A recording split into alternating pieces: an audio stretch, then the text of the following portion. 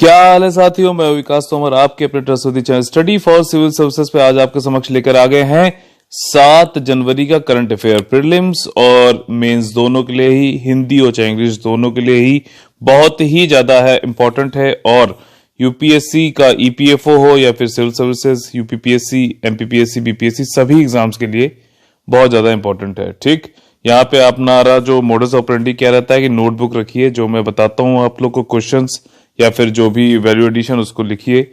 आखिरी में ब्रह्मास्त्र की तरह आपके लिए काम आएगा, करंट अफेयर और सारी बेसिक जो चीजें हैं उनको रिवाइज करने के लिए कम समय में। ठीक, इसके साथ ही मैप बुक रखनी है, इंडिया के लिए आपको ऑक्सफोर्ड की रखनी है और आपको वर्ल्ड के लिए जो है ओरिएंट ब्लैक स्वान। साथ ही साथ सिलेबस और प्रीवियस ईयर क्वेश्चन जरूर लगाइए और सुबह रोज 6 बजे हमारा वाला वीडियो देखते चलिए। यहाँ पे मैं आप लोग को बताता हूँ वाई फैक्टर। वाई फैक्टर क्या है कि वाई पहले तो WHY वाला है वाई, उसके बाद एनालिटिकल माइंडसेट आपका बनवाते हैं, इंटरलिंकिंग की एक्सरसाइज बताते हैं ताकि आप लोग ज्यादा चीजें याद कर सके ज्यादा टाइम तक के लिए, और स्पेशली इंटरकनेक्ट करके एग्जाम टाइम में आप एलिमिनेशन मेथड थ्रू सही आंसर ढूंढ सकें। ठीक, तो ये आगे बढ़ने से पहले आप लोग के लिए एक जेंटल रिमाइंडर, ईपीएफओ का और यूपीएससी 2021 और ईपीएफओ 2020 का जो है कंप्लीट पेड ग्रुप चल रहा है हमारा। ठीक, जिसमें test series, study material, continuous held only exercise, doubt discussion अलग से ग्रुप होता है जिसमें आप लोग डिस्कस कर सकते हो। कोई भी क्वेश्चन हो पूछो आप, उसका जो है स्टडी से रिलेटेड उसका जो है आंसर आप लोग को जल्द से जल्द दिया जाता है, सारे डाउट्स क्लियर किए जाते हैं। अगर आप लोग ज्वाइन करना चाहते हैं तो 8564880530969606068089 पे आप लोग कॉल करके ज्वाइन कर सकते हैं। ठीक, आज के जो हमारे टॉपिक्स हैं वो काफी सारे हैं और इसको जो है इसमें मैं कैसे समझाऊंगा आपको। कॉन्सेप्ट क्या है, ठीक, कंटेक्स्ट क्या है, कंटेक्स्ट मतलब क्यों न्यूज में है, संदर्भ समझाएंगे इसका। ठीक, कॉन्सेप्ट क्या हो गया, फैक्ट्स क्या है जो कि यूनिक फैक्ट्स या फिर कुछ जो इंपॉर्टेंट है समझना, और साथ ही साथ जो है आपका वैल्यू एडिशन। ठीक, जैसे कोई बर्ड फ्लू है तो उसके रिलेटेड कुछ है, जब मान लीजिए कोई पॉलिटी का है तो उसका बैकग्राउंड या फिर उससे कोई इंटरलेटेड चीज है उसको उसके यहाँ समझाया जाएगा। Bird flu, digital payment, digital media literacy, digital बड़ा इंपॉर्टेंट चीज हो गई। सागरमाला सी प्लेन, ठीक, जहां आपका समुद्री जहाज तरीके से समझ सकते हो आप। नेशनल ये मसौदा तैयार किया गया, national science technology innovation policy का, इंपॉर्टेंट है। जिस साल ये पॉलिसी आती है उसके अगले उसी साल या फिर उसके अगले साल जो है मेंस में यूपीएससी से रिलेटेड क्वेश्चन जो पूछता है। ठीक, Arctic concerns and opportunities, Arctic ocean वाली जो चीजें हैं। ठीक, आपका ईरान और अब यूरेनियम उसने इनरिचमेंट बढ़ा दिया है। Faceless tax system, tax terrorism ना हो, टैक्स अथॉरिटीज जो है परेशान ना करे उसके लिए है। Prevention of cruelty to animals act 1960 से रिलेटेड न्यूज है, किससे रिलेटेड है जानेंगे। ठीक, देखिए सबसे पहला क्या है, बर्ड फ्लू। अब बर्ड फ्लू फिर से जो है कहां क्यों देखा गया, कई जगह देखा गया, कौए हुए गिरे मरे पड़े दिखाई दिए, गीज, ठीक, वाइल्ड गीज, इनकी फोटो सर्च करके गूगल पे इमेजेस में आके देखना जरूर। इस साल यूपीएससी ने 2020 में इस तरीके से पूछा, बताइए ये एक फला फला फला फला नाम है, ये किससे रिलेटेड है। इसमें बर्ड्स लिखा था, एनिमल लिखा था, अलग अलग चीजें। तो डक्स तो खैर आप लोग समझ जाओगे, wild like गीज, crows. Himachal Pradesh, और अभी इंडिया में जो है 4 स्टेट्स में आपका वो भी हो गया है, एपिडेमिक करके घोषित कर दिया 12 साइट्स पे। ठीक, जिसमें कि राजस्थान है आपका, ठीक है, मध्य प्रदेश। वो 4 स्टेट कौन से हैं आप लोग लिख के बताइएगा। वैसे यहाँ पे जो रिपोर्ट हुए हैं वो बता देता हूँ। वाइल्ड गीज हिमाचल प्रदेश, राजस्थान, मध्य प्रदेश में आपका कौवे मरे पड़े मिले आपके, और डक्स जो है केरला में। अब केरला में पहले भी निपा वायरस और कई सारे वायरस हो चुके हैं। पोल्ट्री बर्ड जो है आपकी हरियाणा के आसपास पाई गई, ये सब मरे हुए थे, समझिएगा आप बेसिक। एवियन इन्फ्लुएंजा क्या होता है, वायरल डिसीज होती है, और जो यहां पे देखा जा रहा है ज्यादातर ये टाइप ए होता है इन्फ्लुएंजा, उसको देखा गया, जो कि आपका ये पोल्ट्री बर्ड, चिकन और इन सब पे। टर्की एक देश का नाम नहीं है, ये एक चिड़िया का नाम है। ठीक, और ये वायरल इन्फेक्शन है जो कि बर्ड्स को ही नहीं ह्यूमंस को भी कर सकता है, लेकिन ज्यादातर जो है बर्ड्स को करता है। इसका जो बहुत सारे स्ट्रेन है, जैसे आजकल कोविड का एक नया स्ट्रेन निकल के आ रहे हैं यूके में हर जगह, उसके बारे में मैंने पूरा बताया था अभी पीछे आपको कि आरएनए वाली जो होते हैं वायरस, ठीक, आरएनए वाले वो म्यूटेट करते ही है, तो उसमें नया स्ट्रेन आना कोई बड़ी बात नहीं है। Many strain of the virus है, और कुछ माइल्ड है, कुछ बहुत लीथल है। ठीक, 3 टाइप के होते हैं, ए बी सी, और ए टाइप वाला जो है वही जूनोटिक होता है, एनिमल्स में पाया जाता है, ह्यूमंस में पाया जाता है। बी और सी इतना ज्यादा मोस्टली जो है ह्यूमंस को इफेक्ट करते हैं, बट ये माइल्ड टाइप के होते हैं। तो खतरा किससे? ए से है। अब ए वाला जो है ये क्लासिफाई किया गया दो में, ठीक। तो जब भी आप H1N1 ऐसे सुनते हो, जैसे अभी H5N1 सुन रहे हो, तो उससे पहले ए अगर लगा के पूछ ले तो तीन ऑप्शन दे देगा आपको। ए मान लीजिए H5N1 जो है आपका उसमें था, न्यूज में था, तो वो क्या करेगा यूपीएससी कि ए के साथ पूछेगा, फिर यही से बी के साथ पूछेगा, वही चीज सी के साथ पूछेगा, बताइए कौन सा सही आंसर है। रिसेंटली न्यूज H5N1, तो ये बताइए कौन में से है, ठीक, ये पूछ लेगा ऐसे। तो ए वाले में से है। अच्छा, एच क्या मतलब क्या होता है? एच ए का मतलब हेमाग्लूटिनिन, ठीक। और एन ए का क्या मतलब होता है? न्यूरामिडिनेस, ठीक। काफी अच्छे नाम है, आसानी से बोले जा सकते हैं। AH5N1, AH7N9 और ये सारी चीजें हैं। एक बार यूपीएससी पूछ चुका है, बताइए अभी रिसेंटली जो है बर्ड फ्लू फैला था, तो वो क्या था, उसका फुल फॉर्म पूछ लिया था, बताइए। जिसने ये फैक्ट टाइप के क्वेश्चन होते हैं और ये 100% सही होते हैं। अगर आपकी आंखों के नीचे से एक बार भी वाला फैक्ट गुजरा होगा तो आप उसको एलिमिनेट कर ले जाओ, क्योंकि चार ऑप्शन आपके सामने है, आपको खाली आइडेंटिफाई करना है, ठीक। अच्छा, ये क्या इजिली स्प्रेड हो जाता है ह्यूमंस को? नहीं, बिल्कुल नहीं होता है। और क्लोज कांटेक्ट में आए अगर कोई जो है डेड बर्ड्स या फिर अलाइव, मरने से कोई उनका मतलब ये नहीं है कि खतरा खत्म हो जाता है। जैसे देखा जा रहा है कि कलिंग होती है, मास कलिंग बोलते हैं इसे, कि बिल्कुल जो है जितनी कोई पोल्ट्री फार्म पहुंचे, जितनी भी चिड़िया थी सबको मार दिया, ठीक। तो ये गड़बड़ है। और इसमें बोला है कि मतलब यूजली पर्सन टू पर्सन नहीं फैलता है, ऐसा किसने बताया? WHO। WHO का जो है वो कहाँ पे आप लोग को बताना है? हेडक्वार्टर, ठीक। क्वेश्चन जरूर पूछूंगा आप लोगों से, क्योंकि आप लोग क्वेश्चन बताते हैं तो अपना दिमाग को यूज करते हैं, एक्सरसाइज होती है और ये आपको हेल्प करेगा एग्जाम में भी, ठीक।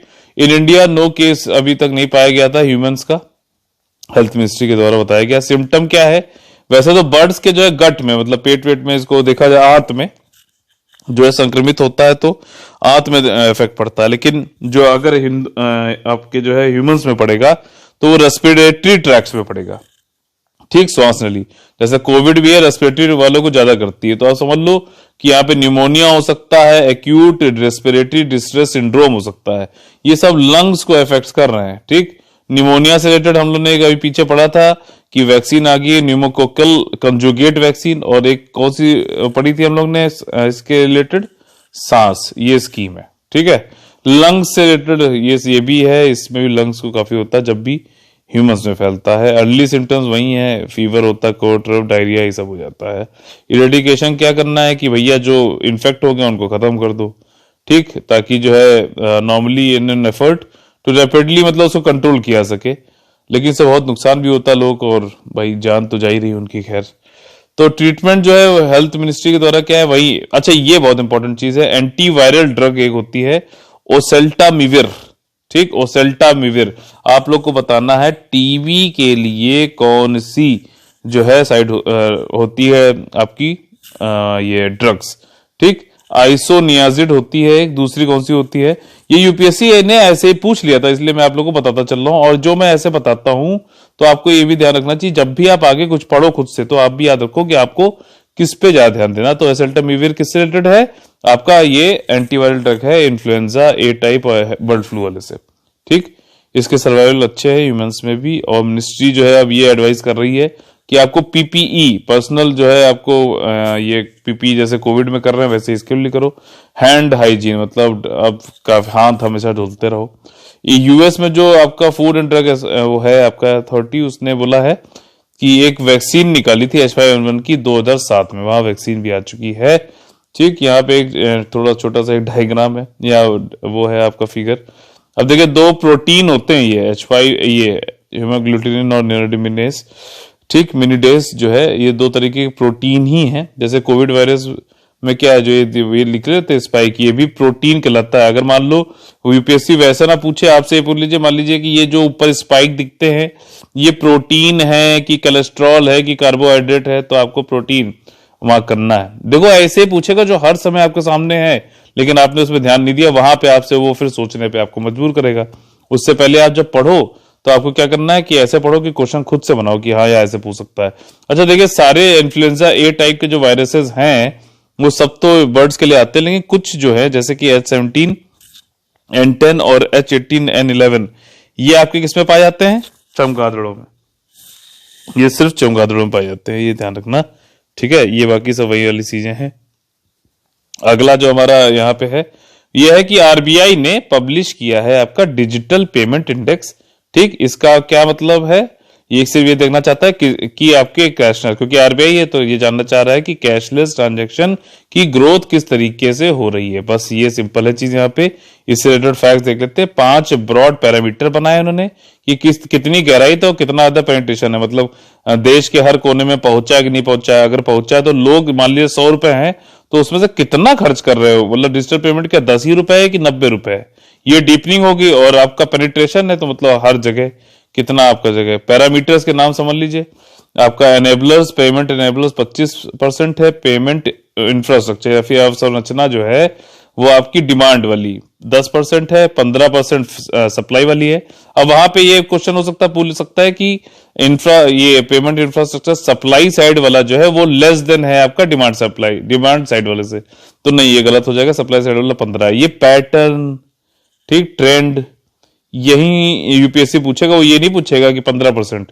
अगर वो फैक्ट से पूछेगा तो इसको जानते क्या कर देगा, इसको 45 इतना वाइड रख देगा कि आराम से आइडेंटिफाई कर लो। नहीं तो ट्रेंड पूछेगा कि ये इससे ज्यादा है, उससे, ताकि आपको उसके दिमाग में उसको पता चले कि आप कितना एनालिटिकली सोचते हो कि क्या हो रहा है, कौन सी चीज बढ़ रही है, घट रही है। ये पैटर्न देखना, ऑब्जर्वेशन करना, ट्रेंड देखना, ये सब आईएएस के अंतर्गत चाहिए उनको, तो पहले से इसको सर्च कर रहे हैं। ये एग्जाम की डिमांड है। पेमेंट परफॉर्मेंस सबसे ज्यादा है, ये ध्यान रखना। इसके ये क्या क्या चीजें हैं अभी देख लेंगे।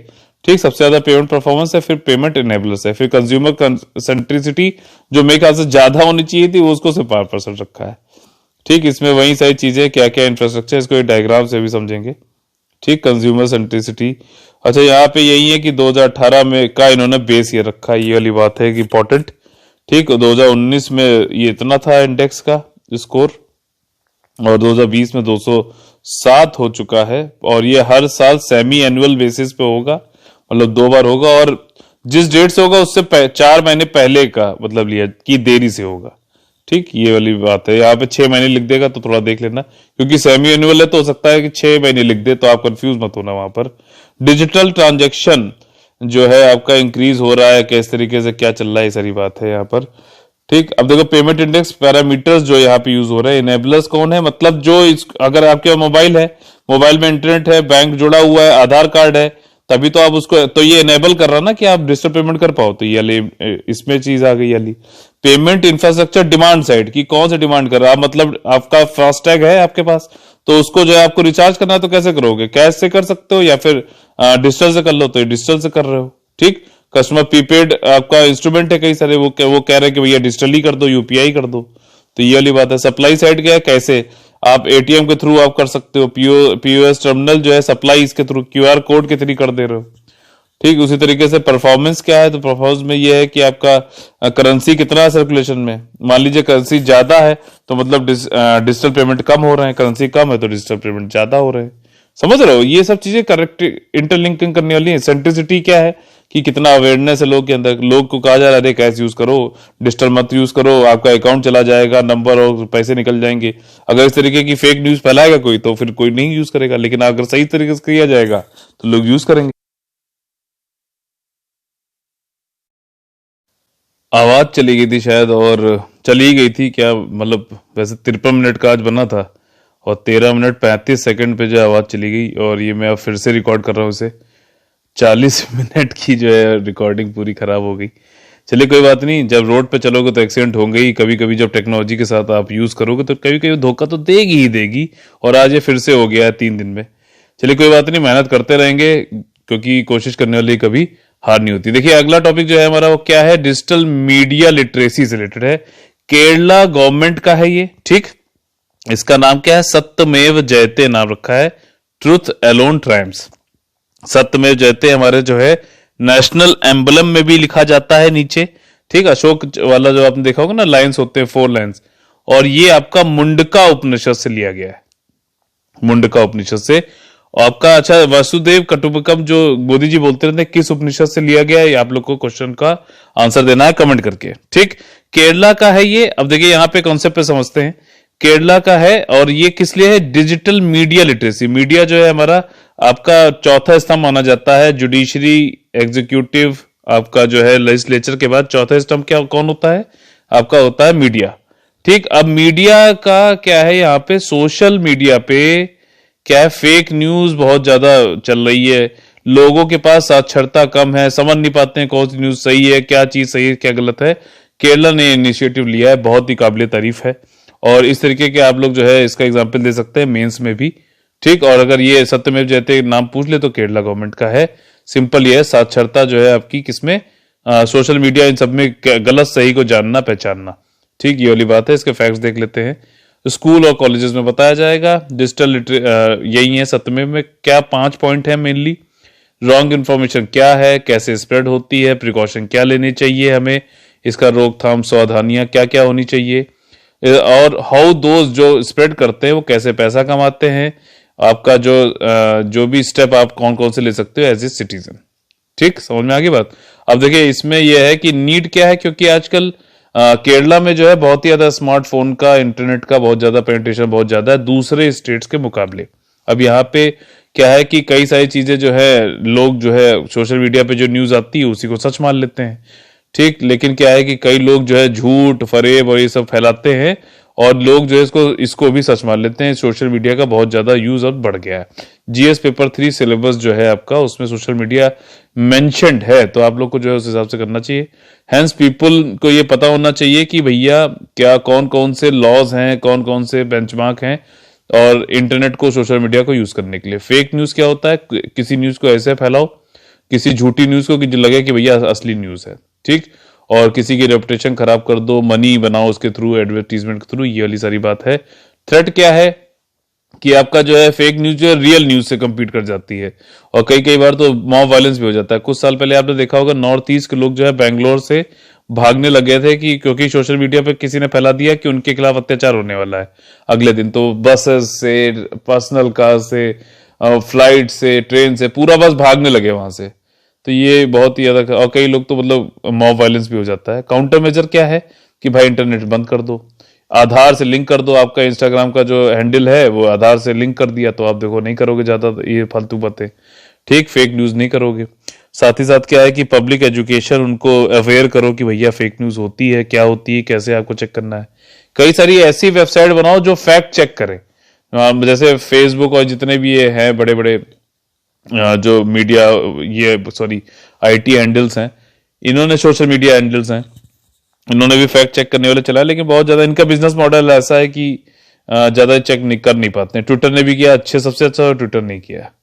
और गवर्नमेंट भी जो है गवर्नेंस के लिए भी ट्विटर को यूज करते हैं। गवर्नेंस के लिए देखो आजकल यूज हो रहा है, सुशासन शासन के लिए भी सोशल मीडिया का यूज हो रहा है और सोशल मीडिया का यूज जो है गलत कामों के लिए भी हो रहा है। तो टेक्नोलॉजी के दोनों ही पहलू हैं। ठीक, इसके बाद क्या, सागरमाला सी प्लेन सर्विसेज चलाई गई। आपका जो है ये एक स्कीम है, किसकी है? Ministry of ports, shipping and waterways की है। ठीक, अब ये इसका प्रोसेस चालू करना है इनको स्पेशल पर्पस व्हीकल से। ये कोई फॉर्च्यूनर या फिर कोई एमपीवी या कुछ व्हीकल वैसा कार वार नहीं है। ये एक जो है संस्था बनाई जाती है, किसी को मतलब काम जो है सबलेट कर देंगे वो लोग और कह देंगे भैया ये पर्टिकुलर काम तुम कर लो, इस वाले एरिया पे हमें सी प्लेन वाली सर्विस चालू करिए, तुम ये कर लो। तो ये कोई प्राइवेट संस्था होती है, किसी पर्टिकुलर काम के लिए की जाती है, सबलेट किया जाता है काम। ठीक, तो वो उस पर यूज होता है ये। ठीक है, और आपका जो है एयरलाइन के ऑपरेटर को बढ़ाना है। ये आपका किसके अंतर्गत ये इंप्लीमेंट कौन करेगा, कार्यान्वयन कौन करेगा? सागरमाला डेवलपमेंट कंपनी लिमिटेड करेगा, एसडीसीएल। ठीक, ये किसके अंदर? मिनिस्ट्री, इसी के अंतर्गत जो है प्रशासनिक कंट्रोल में आता है, नियंत्रण में। इसके बाद क्या है कि ऐसी ऑलरेडी चल रही है, मैप बुक पे देखिएगा, केवड़िया आपका जो है और साबरमती रिवर फ्रंट पे, जो कि अहमदाबाद में अक्टूबर 2020 में चालू हुआ था, मोदी जी गए थे वहां पे। आपका जो रूट्स और दिए जाएंगे वो किसके अंतर्गत लाए जाएंगे? वो लाए जाएंगे उड़े देश का आम नागरिक के अंतर्गत। ये स्कीम है आपका रीजनल कनेक्टिविटी स्कीम है और इसमें जो है कम पैसे में जो है आपका हर मतलब अफोर्डेबल बनाने वाली बात है। और एक मतलब मिनिस्टर थे, उन्होंने बड़ी अजीब सी बात करी थी कि जो भी मतलब हवाई चप्पल वाला भी जो है फ्लाइट कर सके यूज, ये इनका वो है मतलब एम है। ठीक, और साथ ही साथ उड़े देश का आम नागरिक है और आत्मनिर्भर भारत की बात है, तो ये देखना पड़ेगा। कई सारे डेस्टिनेशन होंगे, अभी मैप में आपको नीचे दिखा देंगे।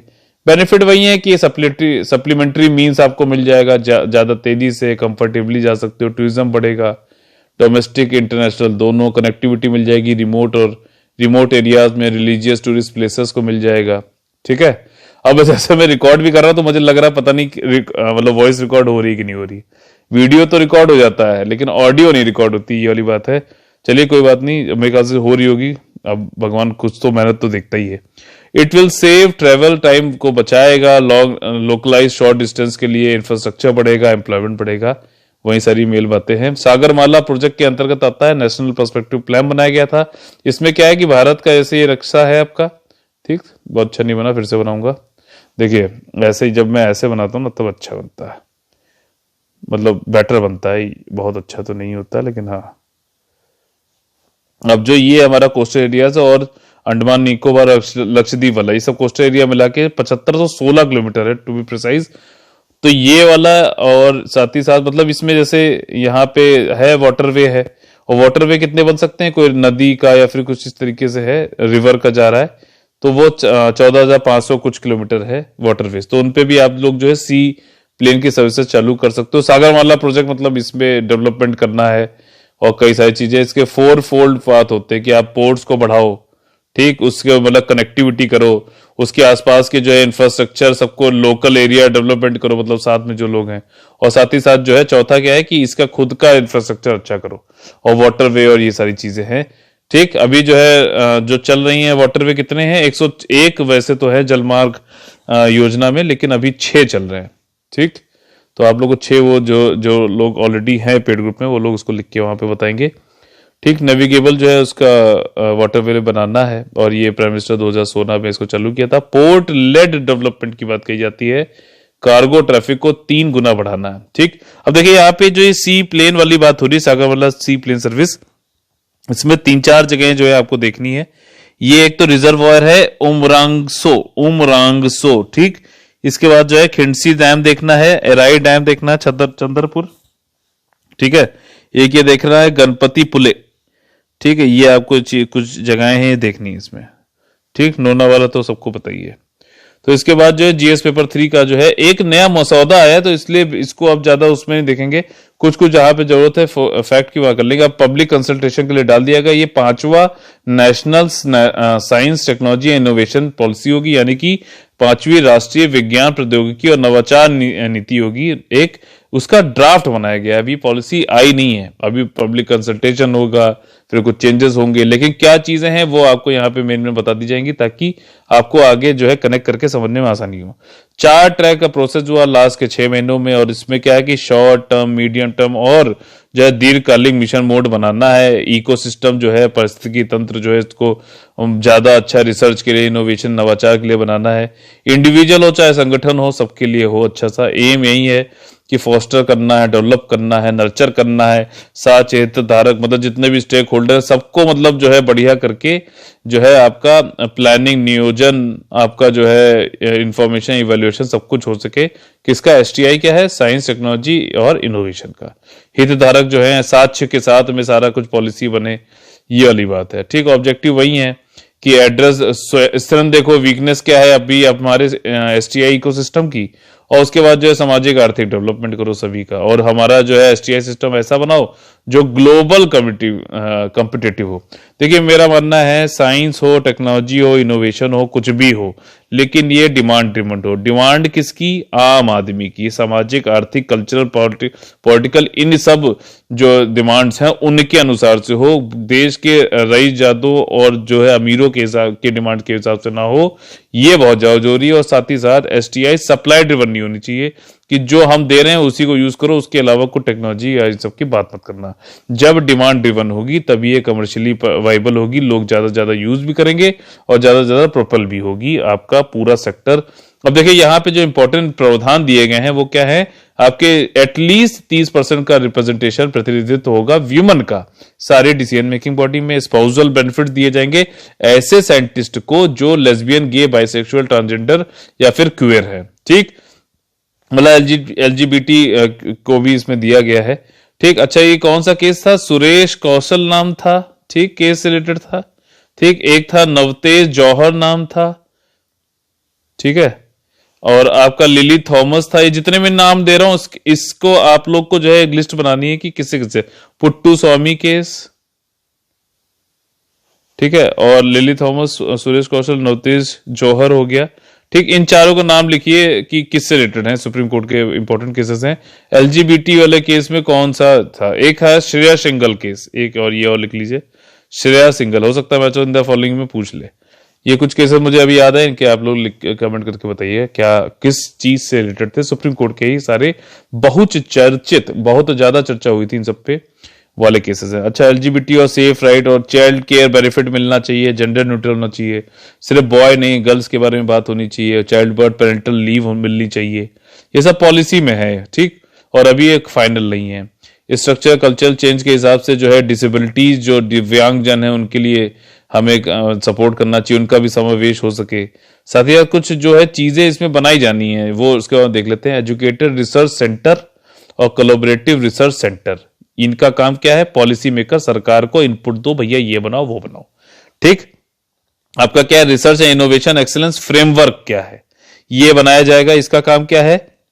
एनहांस करना, क्वालिटी गुणवत्ता को बढ़ाना है अनुसंधान में, ठीक है ना, रिसर्च में आपका प्रमोट करना है। जितने भी हितधारक है सबका जो है सबको मिला के सारी बात है।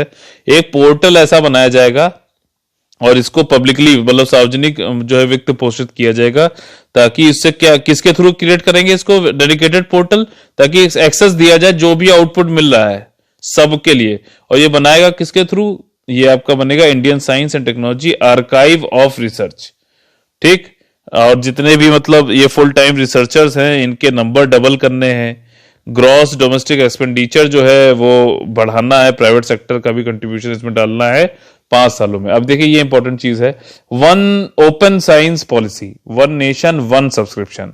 ठीक, अब यहाँ पे क्या है कि भैया जो भी साइंस एंड टेक्नोलॉजी से रिलेटेड जो भी डेटा है, इंफॉर्मेशन है, वो सबको एक नेशन में एक सब्सक्रिप्शन ले ले, मतलब सरकार ले ले और सबको फ्री में वो डेटा ओपन एक्सेस के लिए डाल दे, ये वाली बात है। ठीक, तो क्या है? साइंटिफिक नॉलेज और डेटा जो है वो सबके लिए अवेलेबल हो जाए। इसी पे जो है ये वेधशाला बनाना चाहते हैं, साइंस टेक्नोलॉजी इनोवेशन ऑब्जर्वेटरी। इसमें हर तरीके के काइंड की नॉलेज डेटा सब कुछ होगा, सबके पास होना चाहिए साइंटिफिक रिसर्च। और इसमें यह है कि सब्सक्रिप्शन ले लो और सबको जो है फ्री कर लो, सबके लिए फ्री कर दो। जो भी वर्ल्ड का है, जैसे वर्ल्ड का कुछ इंपॉर्टेंट साइंस जर्नल कौन से हैं? लैंसेट है, आप लोगों ने जरूर नाम सुना होगा। अभी रिसेंटली किसमें? नेशनल फैमिली हेल्थ सर्वे, और इन सब में बहुत सारी डिजीजेस सब में इसका आता रहता है जिक्र, इकोनॉमिक सर्वे में जरूर आएगा, तो इससे रिलेटेड है। ठीक, अब अगला जो हमारा टॉपिक है बहुत ज्यादा इंपॉर्टेंट, जिसका नाम है आर्कटिक के कंसर्न्स और अपॉर्चुनिटी। आर्कटिक से संबंधित चिंताएं और संभावनाएं। देखिए आर्कटिक आप लोग को पता है, अभी इसको मैप से पहले देख लेते हैं कि लोकेशन क्या है। देखिए आर्कटिक रीजन जो है आपका, वो उसमें कौन कौन सी कंट्री आती है? रशिया आती है, ठीक, अलास्का जो कि यूएसए का है, कनाडा, ग्रीनलैंड जो है डेनमार्क का जो है। अच्छा, ग्रीनलैंड जो है पूरा आइस का है, और जो आइसलैंड है वो ग्रीन है। थोड़ी सी ये थोड़ा पैराडॉक्स है, ग्रीन है, ग्रीन नहीं। Norway, Sweden, Finland. अच्छा, आर्कटिक रीजन में मैंने आप लोगों को पढ़ाया था कि एक एच नाम से जो है यहाँ पे ऑब्जर्वेशन सेंटर है भारत का, उसका क्या नाम है बताइए? एच नाम से है, ये थोड़ा सा हिंट है यहाँ पे। ठीक, आर्कटिक सर्किल, आर्कटिक काउंसिल जो है, क्या भारत उसका मेंबर है कि नहीं है, ये आप लोगों को बताना। ये ऑलरेडी मैं बता चुका हूं पीछे, तो इसलिए पूछ रहा हूं। अच्छा, एक चीज यहाँ पे ये है कि जैसे आप ये अर्थ है, आपने यहाँ पे गड्ढा खोदा और खोदते चले गए, वैसे कर नहीं पाएंगे, लेकिन जो उसका अपोजिट पार्ट होता है उसको क्या बोलते हैं? उसको बोलते हैं एंटीपोड। जो मैंने अभी पहले रिकॉर्ड किया था वीडियो, उसमें ये पूछा था, लेकिन अब मैंने सोच रहा हूँ बता ही दूं। ठीक, रिकॉर्ड हो रहा हो भगवान, बस दुआ करिएगा। मतलब ऑडियो रिकॉर्ड नहीं हो रहा है, पता नहीं कभी कभी गड़बड़ हो जा रहा है, दोबारा रिकॉर्ड करना पड़ा। तो ये एंटीपॉड बोला जाता है। ठीक, तो नॉर्थ पोल का उल्टा साइड जो होगा वो एंटीपॉड, वो साउथ पोल नहीं होगा, ध्यान रखना। तो अगर कभी ऐसा क्वेश्चन पूछ ले क्या है उल्टा, मतलब दूसरा पार्ट क्या बोलते हैं, उसको एंटीपॉड बोलते हैं। नॉर्थ पोल से अगर आप वो गड्ढा खोदो तो साउथ पोल के लेफ्ट में निकलता है, जहां तक मुझे याद आ रहा है। ठीक, तो ये वाली चीज है। आर्कटिक से रिलेटेड जो है फैक्ट्स है वो देख लेते हैं यहाँ पे। अब देखो यहाँ पे क्या बात कह रहा है, यहां पे आपका ये कह रहा है कि हेलो, आवाज आ रही ना मेरी? हाँ हेलो। देखिए यहाँ पे ये क्या कह रहा है, सॉरी फॉर इंटरप्शन प्लीज यार, this is not intentional, this is totally thing which is happening, so I just cooperate करिए आप लोग। देखिए WWF जो है ये ढिशुम ढाया वाला नहीं है, world wild life fund for nature जो है एक निधि है जो नेचर के लिए काम करती है। साथ में आर्कटिक प्रोग्राम है इनका, तो आर्कटिक में रहने वाले जो जीव जंतु जो हैं आपके, उनका मतलब सेफ गार्ड, संवर्धन सब और प्रमोशन ये सब करने की बात है, संरक्षण करने की बात है, तो ये कर रहे हैं। और यहाँ पे कुछ इन्होंने बताया है, क्या चीज की आर्कटिक रीजन जो है बहुत तेजी से गर्म हो रहा है। पूरा वर्ल्ड जिस एवरेज से मान लीजिए 2 डिग्री से गर्म हो रहा है, वार्म हो रहा है, तो ये 4 डिग्री से हो रहा है। आइस यहाँ पे श्रिंक हो रही है, ठीक। और जो है इसका वॉल्यूम जो है 1980 से अगर देखा जाए तो 75% तक कम हो गया है जो इसका आयतन है आइस का, ठीक है। तो अब जो है इसके की पॉइंट समझ लेते हैं। WWF का जो आर्कटिक प्रोग्राम है ये पार्टनर करता है जो भी कॉम्बैट जो रिच बायोडाइवर्सिटी से जो भी थ्रेट्स हैं उनको जो है कम करने की सोचता है, सबको जागरूक करता है। 1992 से विचार लगा हुआ है, ये बहुत बड़ा संगठन है। इसके बारे में जो पढ़ लीजिएगा, इसकी एक रिपोर्ट आती है लिविंग प्लैनेट रिपोर्ट, ठीक। और भी कोई पब्लिकेशन इसका है तो रिपोर्ट इंडेक्स जरूर बताइएगा, ठीक। अच्छा देखिए, आर्कटिक ओशन जो मैंने आपको होता है पोलर रीजन है, नॉर्थर्न मोस्ट रीजन है, उत्तरी गोलार्ध में होता है। और इसमें जो है आपका, अच्छा आइस जो है उसकी एल्बिडो बहुत हाई होती है, मतलब रिफ्लेक्शन, जैसे सोलर इंसोलेशन आया, इनकमिंग सोलर रेडिएशन, तो ये रिफ्लेक्ट कर देगा ज्यादा से ज्यादा आइस। और जितना ज्यादा काला होता है या फिर कुछ है तो वो एब्जॉर्ब कर लेता है, तो गर्मी ज्यादा बढ़ती है। अब आइस ही नहीं रहेगी, पानी हो जाएगा, तो ज्यादा गर्मी आए तो और ग्लोबल वार्मिंग एक तरीके से और ज्यादा बढ़ेगी आर्कटिक ओशन, मतलब ये इसके कम होने से, ठीक। यहाँ पे आइस कम होने से। अभी आर्कटिक ओशन, इसमें सी एज मैंने सारे आपको अभी नाम बता दिए थे। और जो लैंड है वो वेरिंग, जो भी आर्कटिक रीजन है वहां पे स्नो कवर जो है, आइस कवर कहीं पे ज्यादा है कहीं पे कम है। इम्पैक्ट वही है कि आइस खत्म हो जाएगी, वार्मिंग वाटर, सी लेवल बढ़ जाएगा, लवणता बढ़ जाएगी, सैनिटी बढ़ जाएगी, ठीक। सैनिटी एक्चुअली कम हो जाएगी। देखो ऐसा है, मान लीजिए एक ग्लास में आपके जो पानी इतना था, उसमें कुछ सॉल्ट ऐसे मिला हुआ था, NaCl ऐसे इस टाइप से, ठीक। अगर आपने पानी बढ़ा दिया, सॉल्ट उतना ही रहा, तो क्या हुआ, उतने पानी में आप, क्योंकि पिघल गया ये आइस और पानी बढ़ गया, तो उसकी वजह से क्या हुआ, लवणता जो है क्या होगी, इफेक्ट करेगी ना। मेरे ख्याल से ये इसको जो है ये कम हो जाएगी यहाँ पे, ठीक। अच्छा देखिए, आप लोग के लिए क्वेश्चन यहाँ पे ये है कि जो आपका भूमध्य या फिर विषुवत रेखा है, इक्वेटर, और ये पोलर एरियाज है, 90 डिग्री आप मान लो, ठीक, नॉर्थ मान लो, ये 0 डिग्री हो गया, तो आपका कहाँ पे सबसे ज्यादा सैलिनिटी होती है, आप लोग को ये बताना है, ठीक। ट्रॉपिकल में होती है, सब ट्रॉपिकल में होती है, पोलर में होती है, कहाँ पे होती है, ठीक। टुंड्रा में होती है। टुंड्रा जो है वो दलदली एरिया बन जा रहा है, परमाफ्रॉस्ट जो है वो भी आपका जो है पिघल रहा है, ठीक। और स्टॉर्म आ जाते हैं, वाइल्ड फायर हो जाता है, ये सारी बातें हैं। फिर नॉर्मली अगर देखा जाए तो रिच बायोडाइवर्सिटी है, सीरियस थ्रेट है हमारे, मतलब उनको हो गया है। आर्कटिक ओशन जो है कई सारे डिफरेंट इंडिजिनियस ग्रुप हैं, जैसे आप लोगों ने सुना होगा एस्किमो, ये सारे लोग, तो ये भी मतलब इनका culture, economy, way of life भी काफी खतरे में है। कमर्शियल इंपॉर्टेंस देखिए, ये इसकी वजह से सारे कुछ इसको रोका भी नहीं जा रहा, इसके लिए कुछ काम नहीं किया जा रहा, बात है साफ। देखिए इसमें क्या है कि यहाँ पे ऑयल है, यहाँ पे मिनरल्स हैं, और ये बहुत ज्यादा वो हैं। और एक तो नेविगेशन हो सकता है, फिशरीज हैं, एनर्जी है, मिनरल्स हैं, शिपिंग हो सकती है, ठीक। इकोनॉमिक अपॉर्चुनिटी बहुत ज्यादा है, इसलिए हो रहा है। 22% तो दुनिया के जो अनएक्सप्लोर्ड रिसोर्सेज हैं, जिनको अभी खोजा नहीं जा चुका है, ऑयल एंड नेचुरल गैस, ये माना जा रहा है कि 22% यहीं पे ही है। साथ ही साथ जो है 25% जो है ग्लोबल रिजर्व जो है, भंडार जो है मिनरल डिपॉजिट के, वो यहाँ पे रेयर अर्थ एलिमेंट्स भी है। रेयर अर्थ एलिमेंट्स क्या होते हैं, इस रिलेटेड क्वेश्चन है आप लोगों के लिए। कहां पर दुनिया में इस समय प्रेजेंटली सबसे ज्यादा है और इनके एप्लीकेशंस क्या हैं। वैसे 17 तरीके के होते हैं, लेंथेरासाइड्स क्या इस तरीके से बोलते हैं इसको, ठीक। सिथ्रियम, यत्रियम, ये सब होते हैं, तो उनके नाम तो खैर नहीं याद होंगे, एक बार देख लेना फिर भी लिस्ट। लेकिन एप्लीकेशन क्या है, मतलब बहुत हाई टेक्नोलॉजी उसमें वाले यूज होते हैं, पहले तो बता दूं आपको, फिर भी एप्लीकेशन क्या है और कहां पे दुनिया में सबसे ज्यादा है, ठीक। ये क्वेश्चन है आप लोगों के लिए। और ग्रीनलैंड में दबा हुआ है, जो कि आप लोग को अभी दिखाया था मैंने मैप में। अच्छा, इशू क्या है कि नेविगेशन बहुत ही समर में खुला आता है, बहुत डेंजरस भी है। डीप वाटर पोर्ट्स नहीं बन पाते हैं, आइस ब्रेकर की जरूरत है, वर्कर जो है शॉर्टेज है उसकी, और हाई इंश्योरेंस कॉस्ट है, माइनिंग और डीप सी ड्रिलिंग भी नहीं हो पाती, कॉस्ट, इन्वायरमेंटल रिस्क होता है, ये वाली बात है, ठीक। अब ईरान ने अपना जो एनरिचमेंट है वो बढ़ा दिया है। अब देखो क्या हुआ, 2015 में एक न्यूक्लियर डील स्ट्रक हुई, ठीक। और अच्छा, कहां पे एनरिचमेंट बढ़ा दिया, जैसे मैंने आप पेड ग्रुप में बताया भी था, फोर्डो में बढ़ा दिया। एक है इनकी नटांज करके, और एक ए से नाम है, उसका नाम मैं भूल रहा हूँ, अरक नाम था, क्या है आप लोग कमेंट करके बताइएगा। तो ये ऐसी इनकी न्यूक्लियर फैसिलिटीज हैं जहां पे अब ये एनरिचमेंट बढ़ा रहा है, 20% का एनरिचमेंट उन्होंने कर दिया है। आप समझिएगा कहानी। ओबामा के टाइम पे न्यूक्लियर डील हुई, जिसका जो क्या नाम था ऑफिशियल अभी बताऊंगा, न्यूक्लियर डील हुई और 2015 में।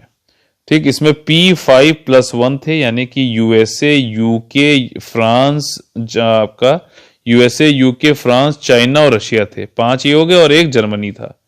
ठीक, लेकिन फिर ट्रंप आ गया। अच्छा, जब ये डील हुई तो ये लॉन्ग टर्म, मतलब इसमें इजराइल और सऊदी अरब ने इसको जो है अपोज किया, क्योंकि आप सब जानते हैं सऊदी सुन्नी है और आपका ईरान जो है वो शिया है।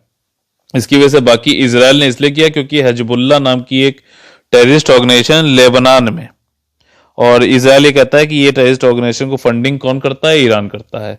तो उसने ये भी कहा कि ये जो डील है ये न्यूक्लियर पावर बनाने, उसको बनने से, न्यूक्लियर वेपन बनाने से रोकता नहीं है, सिर्फ डिले करता है। ये जो मैं पॉइंट्स बता रहा हूं ना, ये आप मेंस में भी लिख सकते हो।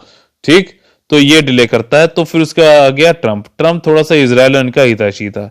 उसने 2018 से कह दिया कि भैया ये जो है कुछ नहीं कर रहा है और ये गलत डील हो गई थी, इसके ऊपर हम इकोनॉमिक सैंक्शन लगा देते हैं, इससे कोई ट्रेड नहीं करेगा, ऑयल नहीं खरीदेगा, ये सारी बातें। ठीक, तो ईरान के पास क्या ऑप्शन रहा, उसने कहा यार हम आए तो उसने सब पैसे कमाने के जो है रास्ते बंद कर दिए, तो एक काम करते हैं हम, फिर जो इसमें मना किया गया था, अब ये जब मान ही नहीं रहा है, इसने अबेंडन कर दिया यूएसए ने, ट्रंप ने। तो इसने कहा चलो ठीक है, फिर हम एनरिचमेंट चालू करते हैं, बाकी लोग जो हैं, बाकी जो 5 लोग हैं उन पर दबाव पड़ेगा, कुछ सैंक्शन खत्म करेंगे, सब वो होगा। तो उसी चक्कर में बीच में अभी ये भी हुआ, ट्रंप जा रहा है तो फकीरजादे नाम से इनके न्यूक्लियर साइंटिस्ट थे जिन्होंने पूरा इनका न्यूक्लियर सब बनाया था, उनका जो है असैसिनेट कर दिया गया है। और इन सब प्रोसेस में क्या हो रहा है कि अब ये ईरान जो है थोड़ा सा एग्रेसिव हो गया है। तो अब बिदेन जो नए इनके प्रधानमंत्री, ये प्रेसिडेंट बन रहे हैं, इनके पास ऑप्शन कम है। अब जब ये लड़ाई पे उतारू हो जाएगा तो उनको क्या है, अगर ये क्योंकि पीस चाहते हैं न्यूक्लियर डील फिर से हो, लेकिन हो नहीं पाएगी। क्यों? क्योंकि अब वही है, काफी चीजें इसमें अब बाकी पावर्स को भी, यूएन को, सबको आना पड़ेगा। ठीक, अब इसमें देखिए यहाँ पे क्या है कि एनरिच्ड यूरेनियम क्या होता है, इसके बारे में समझ लेते हैं कि हेक्सा फ्लोराइड गैस को जो है डाला जाता है सेंट्रीफ्यूज में। अभी डायग्राम से समझाता हूँ, समझ में आ जाएगा। यूरेनियम हेक्सा फ्लोराइड गैस को सेंट्रीफ्यूज में डालते हैं, जिससे कि सेपरेट हो जाता है यूरेनियम 235, जो कि एक न्यूक्लियर फ्यूजन के लिए, जो वेपन बनाने के लिए काम आता है, और पावर प्लांट में जो है एनर्जी बनाने के भी काम आता है। इसको डायग्राम से देख लेते हैं। देखो ये यहाँ पे रहा डायग्राम, देखिए यहाँ पे ये क्या सेंट्रीफ्यूज है। अच्छा, सेंट्रीफ्यूगल फोर्स और सेंट्रीपीटल फोर्स दो तरीके के होते हैं, जनरल साइंस समझ लीजिए। सेंट्रीफ्यूगल जो होता है वो बाहर जाने की कोशिश करता है, ठीक, और आपका सेंट्रीपीटल जो होता है वो अंदर आने की कोशिश करता है, सेंटर की तरफ। तो ये दोनों, सेंट्रीपीटल मतलब पास आने की कोशिश कर रहा है सेंटर के, और सेंट्रीफ्यूगल में फार है, मतलब सेंटर से फार जाने की कोशिश कर रहा है। तो ऐसे याद रखना, ठीक। तो ये तेजी से घूमता है, तो आपका 235 वाला यूरेनियम जो है वो हल्का होता है, ये ऊपर चला जाता है। और क्या हम डालते हैं यहाँ पे, यूरेनियम हेक्साफ्लोराइड गैस डालते हैं। और 238 जो होता है थोड़ा हैवी होता है, वो नीचे आ जाता है, अलग अलग सेपरेट करके निकाल लेते हैं, ठीक। अब यहां पे देखिए, जो लो एनरिच्ड संवर्धित जो यूरेनियम होता है वो 3 से 5% का यूरेनियम प्योरिटी का होता है, ठीक। और जो है ये कमर्शियल न्यूक्लियर पावर प्लांट्स में यूज होता है। जो 20% तक का है उसको रिसर्च रिएक्टर में करते हैं, और साथ ही साथ जो 90% प्योरिटी वाला होता है उसको वेपन ग्रेड में करते हैं। तो 20% पे अभी हो जा रहा है, ठीक। 20% पे क्या होगा, वो रिसर्च करेगा, और रिसर्च करके फिर 90% वाला तक का बनाएगा। अच्छा, प्लूटोनियम जो होता है उससे भी वेपन वाला बनाया जा सकता है यूरेनियम, यह ध्यान रखिएगा। ब्रिटेन के लिए काफी दिक्कत होने वाली है आगे। न्यूक्लियर जो ये डील हुई थी, ये आपका ये बता दिया था, USA, UK, France, China, Russia, Germany के बीच में हुई थी। जर्मनी +1 वाली चीज है। इसका असली नाम क्या है, joint comprehensive plan of action, nuclear deal इसको बोलते हैं वैसे जनरली कॉमन परलांस में। 2018 में ट्रंप ने अबेंडन कर दिया और सैंक्शन बढ़ा दिए। इसने सोचा कि सैंक्शन को ब्रेक करने के लिए, बाकी को प्रेशर बढ़ाने के लिए जो इसमें मना किया गया वही हम करेंगे, ये वाली बात है। अच्छा, अब फेसलेस टैक्स स्कीम आई है। इसका सिंपल सा क्या मतलब, गवर्नमेंट ने चालू किया है, जहां पे भी आपका टैक्सेशन से रिलेटेड टैक्स चाहे देने वाला हो चाहे टैक्स अथॉरिटीज हो, जहां पे भी यथासंभव डिजिटल प्लेटफॉर्म ऑनलाइन इन सब का टेक्नोलॉजी का यूज करते हुए इन दोनों के बीच में इंटरेक्शन कम किया जा सके, वो वहां पे हमें करना है, ताकि करप्शन आपका इनका उत्पीड़न इन लोग के ऊपर करना, टैक्स जो दे रहे हैं इनको परेशान करना, ये सब चीजें खत्म हो सकें। इसी के लिए फेसलेस टैक्स स्कीम लाई गई है। सिंपल सी बात है, 2019 में चालू हुई थी। फेसलेस ई असेसमेंट इसमें किया जाता है, ग्रेटर ट्रांसपेरेंसी आ जाए, एफिशिएंसी, दक्षता, जवाबदेही बढ़ जाए, आपका जो है ये ऑफिशियल डिस्क्रिशन जो है हैरेसमेंट ये सब ना हो। इसकी लीगल बैकिंग क्या है? इनकम टैक्स एक्ट 1961 है। इसमें आपका इंटरफेस जो है आपका कम से कम किया जाए, जहां से ज्यादा जो टेक्नोलॉजिकल जहां पे हो सके वहां पे यूज करो, और साथ ही यूटिलाइजेशन रिसोर्सेज का अच्छा करो। अच्छा, इकोनॉमी ऑफ स्केल मैंने समझाया था पिछले में, फिर से समझा दे रहा हूं। इकोनॉमी ऑफ स्केल क्या होती है? मान लीजिए कोई एक ट्रक है जिसमें 100 kg आ सकता है, ठीक। अभी इसको ड्राइवर चला रहा है, उसको पैसा जाना है, इसको जब ये ट्रक चलेगा तो उसमें ईंधन फ्यूल यूज होता है। तो अगर कोई आपसे कहे कि 1 kg ले जाओ, तो आपका लिए जो है इकोनॉमी ऑफ स्केल की बात नहीं होगी। ये तरीके से कोई आप मशीनरी लगा रहे हो तो उसमें आप जितना मतलब उसकी फुल कैपेसिटी पे चलाओ, क्योंकि ये सब चलेगा तो इसमें फ्यूल सब कुछ खर्चा होगा। तो अगर आप उसके इनपुट दे रहे हो, थोड़ा आउटपुट जो है बहुत ही कम आ रहा है, तो उसकी वजह से क्या होता है, आप पूरी लेकिन मशीनरी पूरी चला रहे हो, तो उसकी वजह से क्या होता है कि कॉस्ट आपका जो प्रोडक्ट की होती है वो बढ़ जाती है, और जो है कॉस्ट बढ़ जाएगी तो आपका कम्पिटिटिव जो है एडवांटेज कम हो जाएगा और आपको दिक्कत होगी मार्केट में बेचने के लिए। चाइना ने यही किया, इकोनॉमी ऑफ स्केल करी, अपनी जो है मशीन मैन्युफैक्चरिंग कैपेसिटी बहुत ज्यादा बढ़ा ली, ऑप्टिमाइज कर लिया, अनुकूल बना लिया, और फिर जो है उन्होंने जो है सस्ते प्रोडक्ट बनाए, अच्छे भी बनाए, और उनको मार्केट में जो है लोगों को लिए ज्यादा अफोर्डेबल करने की वजह से उनका बढ़ गया। तो इसको बोलते हैं इकोनॉमी ऑफ स्केल। यूपीएससी आपसे इसी तरह के क्वेश्चन इकोनॉमी में पूछ रहा है, जैसे कि अपॉर्चुनिटी कॉस्ट क्या है, जैसे कि ह्यूमन कैपिटल क्या है। अगर बेसिक अंडरस्टैंडिंग है तो मोस्ट अप्रोप्रिएट आंसर आप जो है चूज कर सकेंगे 4 में से, ठीक। इसके बाद ये है कि इनको ये डिटरमाइन करता है, टीम बेस्ड डिटरमाइन करता है कि आर्म्स लेंथ प्राइस कर दें। आर्म लेंथ प्राइस ये होता है कि ना ज्यादा तेज, ज्यादा बहुत ज्यादा, ना बहुत ज्यादा कम। जितना आर्म लेंथ जो है दूर होता है उस हिसाब से जो उतने रखो कि सबको जो है सही लगे, ठीक। प्रिवेंशन ऑफ क्लैरिटी से रिलेटेड यहाँ पे एक है, इसको मैं थोड़ा सा वैसे बताना चाहता हूँ। जैसे सरकार में तीन जो है वो होते हैं लोग, आपका एक होता है लेजिस्लेचर, विधायिका जो लॉ बनाता है, दूसरा होता है एग्जीक्यूटिव या फिर जो कार्यकारिणी या फिर जो लॉ को लागू करता है, ठीक, और तीसरा होता है जुडिशरी जो कि लॉ को इंटरप्रेट करता है, सही है, जिसने बनाया है वो सही है, जो इसको इंप्लीमेंट कर रहा है वो सही लोग कर रहे हैं, जो लॉ में लिखा है क्या वही इंप्लीमेंट किया जा रहा है कि कुछ और किया जा रहा है, इन सबको इंटरप्रेट करने का काम किसका? जुडिशरी का। तो यहां पे यही ये गेम हुआ है। अच्छा, पार्लियामेंट जब लेजिस्लेचर कोई लॉ बनाता है तो उस लॉ के अंतर्गत, उसी के बाउंड्री के दायरे के अंतर्गत रहते हुए एग्जीक्यूटिव जो है एक डेलीगेटेड लेजिस्लेशन बनाता है या फिर सबऑर्डिनेट अधीनस्थ लेजिस्लेशन बनाता है, जिनको हम लोग रूल्स के नाम से ये सब जानते हैं, ठीक। तो अब यहां पे क्या हुआ, पार्लियामेंट ने लॉ बनाया प्रिवेंशन ऑफ क्रूरल्टी एक्ट 1960 वाला, ठीक। इस पे डेलीगेटेड लेजिस्लेशन जो है सरकार ने 2017 में बनाया रूल्स करके, आपका prevention of cruelty to animals rules 2017। अब इसमें जो है पार्लियामेंट के लॉ में एक आपका सेक्शन था, सेक्शन 29, ठीक। और इन्होंने रूल इसमें ये क्या, सेक्शन 29 में क्या कहा गया था कि जब तक कोई भी बंदा या बंदी जो भी जिसके पास भी उसका अपना जो है एनिमल है, अगर वो कन्विक्ट नहीं हो जाता है तब तक आप उसकी जो है जो एनिमल है उसको ले नहीं सकते हो, जब्त नहीं कर सकते हो। लेकिन रूल्स में क्या कहा कि आप संदेह की बिना पे ही किसी ट्रेडर को, ट्रांसपोर्टर को जो है उसका जो भी कैटल या फिर मवेशी या जो भी है जानवर, उसको आप तुरंत कॉन्फिस्केट कर सकते हो और उसको गौशाला, इन्फर्मरी वहां भेज दो, और या फिर किसी को अडॉप्शन के लिए दे दो। तो सुप्रीम कोर्ट ने यहां पे उठा के कहा है कि गवर्नमेंट भैया या तो तुम इसको विड्रॉ कर लो और या फिर इसको अमेंडमेंट कर लो अपने रूल में, नहीं तो हम जो है स्टे कर देंगे तुम्हारे इस लॉ को, जिसका बहुत ही ज्यादा गलत यूज हो रहा है, ठीक। ये है पूरी कहानी जो मुझे थी आपको सुनानी, आपने सुन ली। अब देखिए 2017 में यही है, कॉन्फिस्केट कर सकते हो। जब इसमें कह रहे हैं कि भैया वाई सुप्रीम कोर्ट ऑर्डर, क्योंकि ये सीजर वीजर कर सकता है, कॉन्फिस्केट कर सकता है और उसको गौशाला भेज दो लाइव स्टॉक का, और ये सब किस लिए? सिर्फ संदेह के उस पे, ठीक, अभी वो कन्विक्ट नहीं हुआ, कन्विक्ट भैया उसका सिद्ध हो जाए कि भैया इसने गलत किया तब तो बात अलग है, यहाँ संदेह पे हो सकते हो। और या तो भैया चेंज करो या तो आप इसको विड्रॉ कर लो। अब पार्लियामेंट चेंज कर पाएगा, गवर्नमेंट नहीं कर पाएगी, क्योंकि गवर्नमेंट, सरकार यानी एग्जीक्यूटिव या कार्यकारिणी, वो सिर्फ और सिर्फ डेलीगेटेड लेजिस्लेशन बना पाती है, वो आपका पार्लियामेंट के बराबर उसका लॉ नहीं होता। और जो पार्लियामेंट के द्वारा लॉ बनाया जाता है उसी की बाउंड्री के अंतर्गत है, ये नहीं कि उसकी बाउंड्री लांग के उसी को ही पूरा खत्म कर दे, ऐसा नहीं कर सकता है। डेलीगेटेड लेजिस्लेशन या फिर सबऑर्डिनेट लेजिस्लेशन ये यूपीएससी ऑलरेडी पूछ चुका है, तो इसको जो है ये जरूरी भी है, और आप लोग इसको मेंस प्रीलिम्स में जो है जहां यूज हो सकता है यूज भी कर सकते हैं। अथॉरिटीज जो है सस्पिशन के दौरान, अच्छा वो आर्टिकल कौन सा है जिसमें सस्पिशन के उस पर ही जो है आपका प्रिवेंटिव डिटेंशन हो जाता है, आपका ऐसा कौन सा फंडामेंटल राइट है? आर्टिकल का नाम बताइए, अनुच्छेद का नाम बताइए। ठीक, जब तक वो गिल्टी ना फील हो तब तक आपको नहीं करना है, यही सारी चीज उन्होंने यहाँ पे बताई है।